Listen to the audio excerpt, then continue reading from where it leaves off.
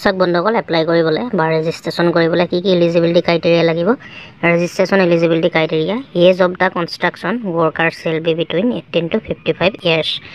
শ্ৰমিকজনৰ অৰ্থাৎ যে পকা মিস্ত্ৰীজনৰ কথা কোৱা হৈছে, ৰাজমিস্ত্ৰী বা যোগালী তেনেকুৱা ধৰণৰ সেই শ্ৰমিকজনৰ বয়স এপ্লাই কৰিবলৈ বা ৰেজিষ্ট্ৰেশ্যন কৰিবলৈ 18 পৰা 55 বছৰৰ ভিতৰত হ'ব লাগিব।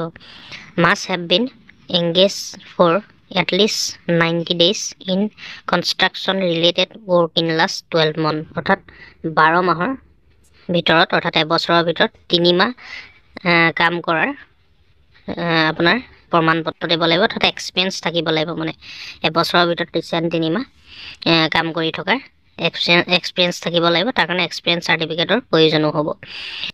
3 নম্বৰটো হৈছে Aadhaar number with active mobile number link to Aadhaar number থাকিব লাগিব, এক্টিভ মোবাইল নম্বৰ থাকিব লাগিব আৰু আধাৰ কাৰ্ডত মোবাইল নম্বৰটো লিংক হৈ থাকিব লাগিব।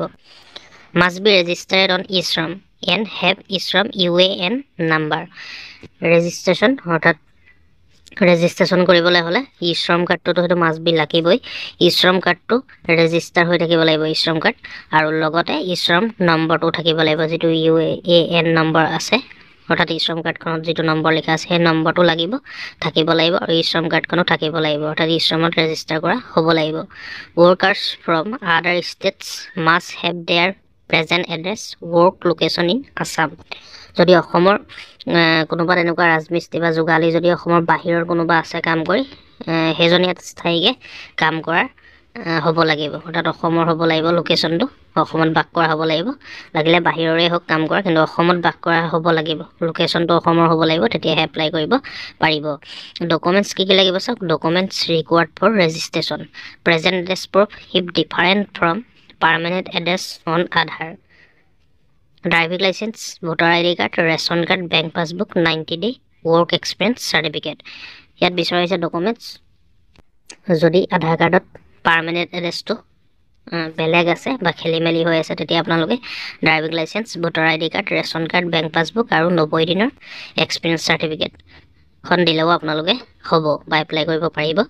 আধাৰ লিংক বেংক পাছবুক, আধাৰ লিংক থকা বেংক পাছবুক লাগিব, সেইটো বেংক পাছবুক লাগিব যিটোত আধাৰ লিংক হৈ আছে।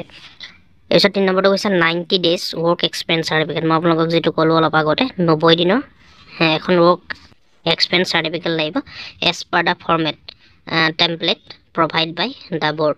ইয়াৰ যিখন টেম্পলেট হ'ব বা কেনেকুৱা ধৰণৰ হ'ব ফৰ্মেটটো আপোনালোকে ডাউনলোড অপশ্যনটোত ক্লিক কৰি চাব পাৰিব।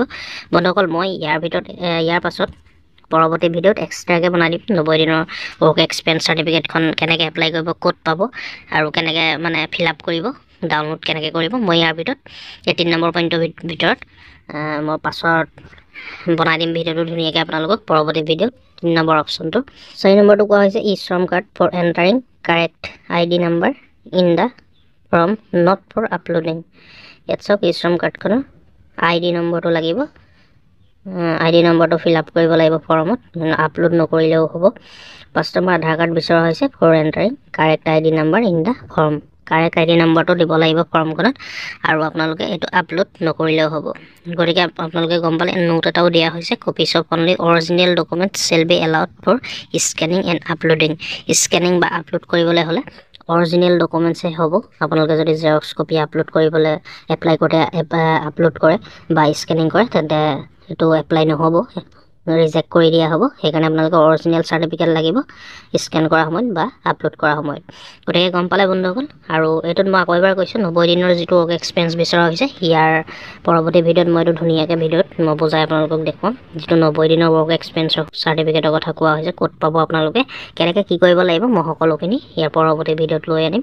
গতিকে গম পালে ইয়াৰ কাৰণে কি এলিজিবিলিটি ক্ৰাইটেৰিয়া লাগিব, যিটো নিৰ্মাণ সখী আঁচনি ওলাইছে বা আপোনালোকে যদি এপ্লাই কৰা নাই বা এপ্লাই কৰিবলৈ হ'লে কি ইয়াৰ কাৰণে এলিজিবিলিটি ক্ৰাইটেৰিয়া লাগিব আমি সেইটোকে আলোচনা কৰিলোঁ। নিশ্চয় আপোনালোকে গম পালে আৰু ভিডিঅ'টো শ্বেয়াৰ কৰিব যাতে সকলোৱে গম পায়, সকলোৰে যাতে সুবিধা হৈ যায়। আৰু কিবা সুধিবলগীয়া থাকিলে নিশ্চয় কমেণ্ট কৰি জনাব আৰু ইয়াৰ পিছতে মই এপ্লাই ভিডিঅ' লৈ আনিম আপোনালোকৰ কাৰণে। খালি তাৰ কাৰণে চেনেলটো ছাবস্ক্ৰাইব কৰি ল'ব। যিসকল কনষ্ট্ৰাকশ্যন ৱৰ্কাৰ হয় বা আপোনালোকে যিসকল পকা কাম কৰা ৰাজমিস্ত্ৰী হয় বা যোগালী হয় বা পেইণ্টাৰ হয় তেনেকুৱা ধৰণৰ সকলে এপ্লাই কৰিব পাৰিব ইয়াৰ কাৰণে। মই কেনেকৈ এপ্লাই কৰিব ইয়াৰ পিছৰ ভিডিঅ'ত মই আপোনালোকক দেখুৱাম নিশ্চয়। তাৰ কাৰণে আপোনালোকে খালি চেনেলটো ছাবস্ক্ৰাইব কৰি ল'ব আৰু গম পালে এলিজিবিলিটি ক্ৰাইটেৰিয়া কিহৰ ভিতৰত পৰিলে বা কোনকেইটা এলিজিবিলিটি ক্ৰাইটেৰিয়া আপোনাৰ থাকিলে এপ্লাই কৰিব পাৰিব। গতিকে ভিডিঅ'টো ইমানেই আছিলে। ভিডিঅ'টো শ্বেয়াৰ কৰিব, আকৌ এবাৰ কৈছোঁ ভিডিঅ'টো লাইক কৰিব আৰু চেনেলটো খালি ছাবস্ক্ৰাইব কৰি ল'ব বন্ধুসকল। মই অনলাইন প্ৰচেছখিনি গোটেই ভিডিঅ'ৰ জৰিয়তে জনাই দিম, আপোনালোকে নিজৰ মোবাইলতে এপ্লাই কৰিব পাৰিব অতি সহজতে। গতিকে ধন্যবাদ, ভিডিঅ'টো ইমানেই আছিলে।